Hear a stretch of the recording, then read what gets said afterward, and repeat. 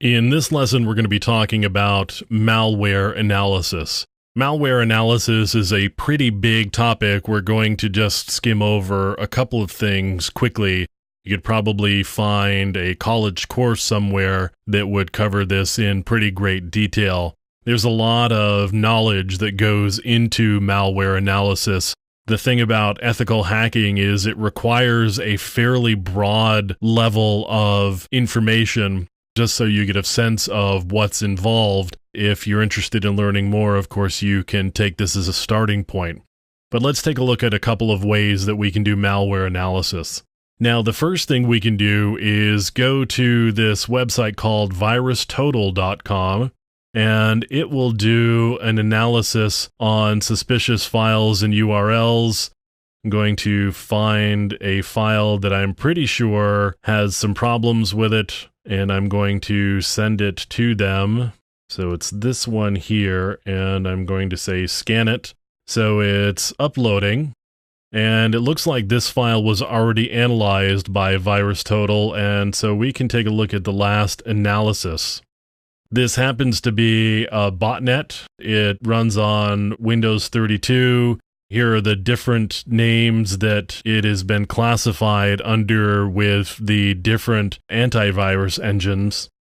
You can see Nod32 actually identifies it for what it really is. It's a variant of Zeus. And you'll also see some of these others calling it Zbot. For example, Microsoft calls it Zbot, which is another name for what this particular piece of software actually is. It's a Zeus variant. I happen to have it for purposes of analysis and doing some work with it to see what it is, what it does, and just take a look at it. So you could use VirusTotal if you don't want to go digging around yourself, and it can provide you information about what all of these different antivirus companies think that it is. So I've got these different executables here. I'm actually running this on a Linux system because it's the easiest way to run this particular utility. And what strings will do is it will find ASCII strings in this executable and print them out for us. You can see all of the different strings that are in this file, and it looks like a lot of them look like garbage. Towards the bottom, though, you can see the different DLLs that this pulls in.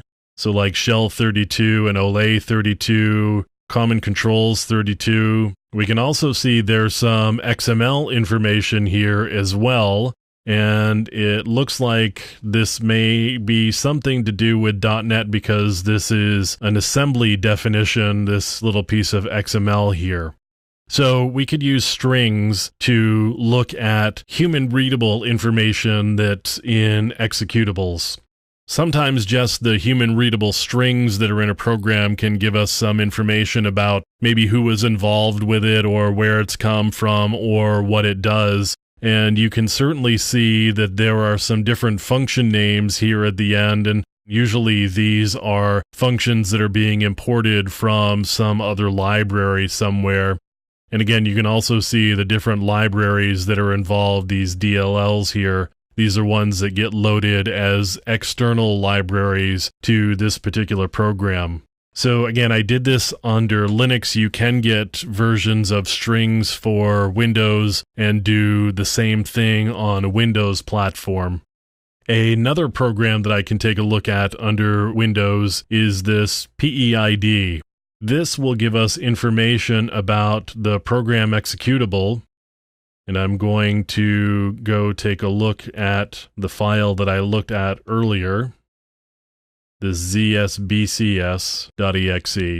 And the thing about this PEID program is, in addition to things like the entry point and the file offset, the linker info, and the first bytes, the subsystem that is involved with this executable, it will also tell you whether it's been packed or not.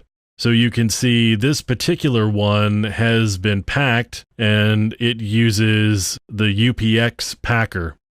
You can see the EP section is UPX1, so the very first thing that this executable is going to do is unpack itself before it goes and runs the main portion of the executable. Now that's for a packed program. Let's just take a look at one that probably isn't packed, and you can see there's no packer here found. We've got an entry point and a file offset here as well. The linker info is 9.0 as opposed to 10.0, which the other one was. And this is a Win32 console application. We'll also get into using debuggers in subsequent videos, and you can use debuggers to pull malware apart as well. Of course, that requires some knowledge about programming, or at least a willingness to just roll your sleeves up and dig in and learn an awful lot about program structure and memory layout and those sorts of things in terms of how programs get loaded into memory by the operating system and executed. But that's a starting point on malware analysis.